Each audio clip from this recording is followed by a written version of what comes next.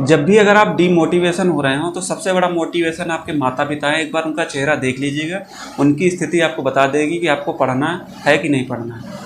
जैन सभी साथियों का जिनका पेपर 24, 25, 30, 31 को है, जो आपको थोड़ा बहुत नुकसान होगा तो उस नुकसान की आपको भरपाई कैसे होगी वही चीज़ें मैं बताने वाला हूं। तो उस भरपाई के लिए आप तैयार रहें। आप जो नुकसान होगा उससे डबल आप कर सकते हैं, क्योंकि नॉर्मलाइजेशन में आपको थोड़ा बहुत जो नुकसान होगा उससे आप 2 गुना मार्क्स कर सकते हैं। जैसे आपको 10 नंबर का नुकसान होगा तो आप 20 नंबर वहाँ से एक्स्ट्रा कर सकते हैं। वो कैसे, वही चीज़ें बताऊँगा। अगर आप थोड़ा भी पढ़ने में सही हैं तो मेरे हिसाब से आप 230 प्लस आसानी से स्कोर कर देंगे। बस जैसा बता रहा हूँ उस चीज़ों को ध्यान रखिएगा। बाकी जिनका पेपर लखनऊ में है एक बार कमेंट करके बताना, मैं मुझसे जो मदद हो सकेगी। आपको सेंटर ढूंढने में दिक्कत आ रही, कहाँ से वगैरह से आपको ऑटो वगैरह मिलेंगे, मेट्रो कहाँ से मिलेंगे, मैं आपको बता दूंगा। तो मेरे पास पर्सनल मैसेज कर लीजिएगा, टेलीग्राम, इंस्टाग्राम, मैं बता दूंगा आपको, ठीक है। तो जिनका पेपर 23 को है वो लोग घबराएं नहीं। आपको नॉर्मलाइजेशन का फ़ायदा अवश्य मिलने वाला है, क्योंकि आपके अंदर एक डर का माहौल रहेगा कि आपको नहीं समझ में आएगा कि पेपर पैटर्न कैसे आने की उम्मीद रहेगी।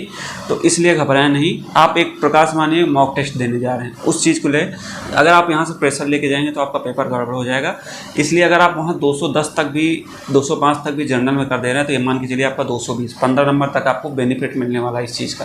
तो 220 बहुत सेफ स्कोर रहेगा, इसलिए परेशान मत होइए, ठीक है।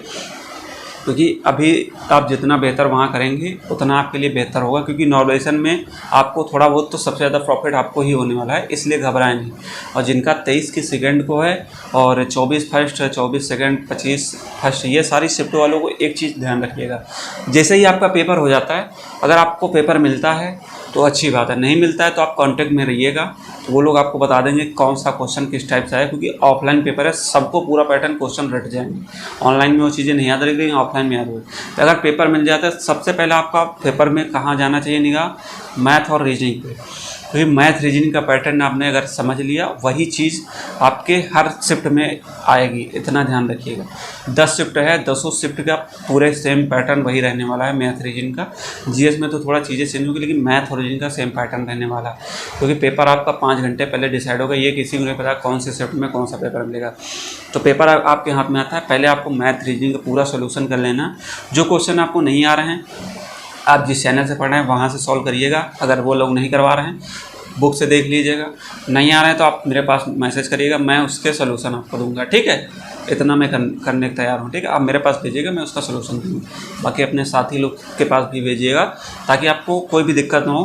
क्योंकि आप ये चीज़ें देखे होंगे जो पिछले अभी एग्ज़ाम हुए हैं, यूपीएसआई का हो गया, रेडियो ऑपरेटर हो गया, यूपी पुलिस के पुराने पेपर में देख लीजिए कि हर शिफ्ट में पेपर जो मैथ रीजनिंग कर रहा है, सेम क्वेश्चन आपके आए हैं, बस केवल उस प्रश्न के डिजिट चेंज हैं, पैटर्न आपका वही रहा है। अगर लाभान में भी वही सवाल पूछा है तो उस शिफ्ट में भी लाभान का वही पूछा है, बस केवल डिजिट चेंज रही है। वहाँ अगर 5000 दिया है तो यहाँ 2000 दे दिया, यही चीज़ है। परसेंटेज में वहाँ 10% दिया तो वहाँ 15 दे दिया, तो सेम वही रहता है। अगर आप उस पैटर्न को सॉल्व किए रहेंगे तो आप 101% आपका प्रश्न वहाँ पर गलत नहीं होने वाला है। तो मैथ रीजनिंग के अगर 75 प्रश्न आते हैं, मेरे हिसाब से आपके 70 प्लस होने की गारंटी में है। तो बस उस चीज़ को अच्छे से सॉल्व करके जाना मैथ रीजनिंग का। और बाकी जिनका 30-31 को है तो वो पूरा जीएस और हिंदी के पैटर्न को समझ लेंगे कि आपका जीएस और हिंदी में कहाँ से ज़्यादा क्वेश्चन आ रहे हैं। तो एक बार उसको अच्छे से रिवाइज कर लेना। आप मेरे हिसाब से 240 तक स्कोर कर लेंगे, क्योंकि सब पैटर्न सेम रहेगा। 24 और 25 वाले घबराएं नहीं, क्योंकि अगर आप मैथ रीजनिंग पढ़ेंगे तो फिर आप ज़्यादा कंफ्यूज हो जाएंगे। तो जो चीज़ें अगर आपको लग रहा है वो चीज़ें आने की संभावना तो उसके बारे में देख सकते हैं, लेकिन आपको मैथ रीजनिंग को सबसे ज़्यादा देखना है। बाकी लास्ट वालों को मैंने बता दिया, मैथ रीजनिंग जीएस और हिंदी पूरे को आपको अच्छे से पैटर्न को समझ लेना है। आप बेहतर स्कोर कर सकते हो, क्योंकि आपको थोड़ा बहुत नुकसान होगा तो उस नुकसान के लिए आपको अच्छा करना पड़ेगा। तो अच्छे इसीलिए होता है क्योंकि आप लोग उनसे ज़्यादा नंबर लेके आते हैं, तभी आपको थोड़ा नुकसान होता है। इसलिए घबराने की जरूरत नहीं कि जिनका लास्ट में है, जिनका फ़ायदा। तो ये नॉर्मलाइजेशन सबको बराबर लेके आता है, ठीक है। तो नॉर्मलाइजेशन का मतलब है कि आपकी सारी शिफ्ट में देखा जाएगा किस शिफ्ट का पेपर के लोग ज़्यादा नंबर लेके आ रहे हैं। ऑब्वियस बात है कि लास्ट वाले सबसे ज़्यादा लेके आएंगे और सब शुरुआत वाले सबसे कम आएंगे, क्योंकि उनको पैटर्न नहीं पता रहेगा। जो लास्ट में रहेगा वो अच्छा करेगा पूरा पैटर्न समझ के, इसलिए ज़्यादा घबराने की जरूरत है। मेरे हिसाब से अगर आप अच्छा करके आएंगे, आप वहाँ और बेहतर करेंगे। जहाँ से जाइएगा चीज़ों को पॉजिटिव ले जाइएगा। प्रेशर अगर लेके जाएंगे तो फिर आपको दिक्कत होगी। तो एग्ज़ाम हॉल में जाइएगा बिना प्रेशर के जाइएगा, क्योंकि अच्छे वहाँ होते हैं धुरंधर फेल हो जाते हैं। यहाँ आप 230 ला रहे हैं, वहाँ प्रेशर ले लिए तो आप 200 भी नहीं पहुँच पाएंगे। ऐसा होता है। देखिएगा मॉक टेस्ट के जो सारे टॉपर हैं, आपको एग्ज़ाम हॉल में वो सारे टॉपर समझ में आ जाएंगे, कितना वो टॉपर थे, कितना पास में थे। इसलिए अभी आपके पास है तो ज़्यादा घबराएं नहीं, चीज़ों को समझ के जाइएगा जिनका पेपर लास्ट में है, और मेरे हिसाब से आप बेहतर कर पाएंगे। जैसे मैंने आपको हर चीज़ का गाइडेंस दिया है, हर चीज़ का नोट्स दिया है, वो चीज़ें आपको मैंने प्रोवाइड करा है, मेरे से जो हो सका है मैंने आपकी हेल्प किया है। तो आपका फ़र्ज़ है अब मेहनत करना। आपने अपना दिया है, 101% जाइएगा पॉजिटिव लेके। आपने मेहनत किया तो आपका सिलेक्शन होगा। ये टेंशन में मत लाना कि मेरा सिलेक्शन हुआ कि नहीं, बस मेहनत की है तो सफलता आपको अवश्य मिलेगी। ठीक है।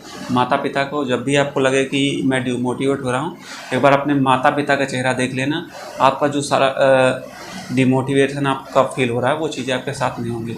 तो सबसे बड़े आपका मोटिवेशन है आपके माता पिता। एक बार उनको जब भी लग रहा हो कि मैं डिमोटिवेट हो रहा हूँ अपने स्पोर्ट से, उनका एक बार चेहरा देख लेंगे तो आप अच्छा कर पाएंगे। इसलिए जितना हो सके पॉजिटिव रहें लास्ट टाइम, और जितना हो सके अच्छा सोचें। अच्छा सोचेंगे तभी अच्छा करेंगे, निगेटिव सोचेंगे तो निगेटिव रहें। तो प्रेशर कुकर के बन के नहीं जाना है आपको, प्रेशर कुकर बन के जाएंगे तो दिक्कतें होंगी।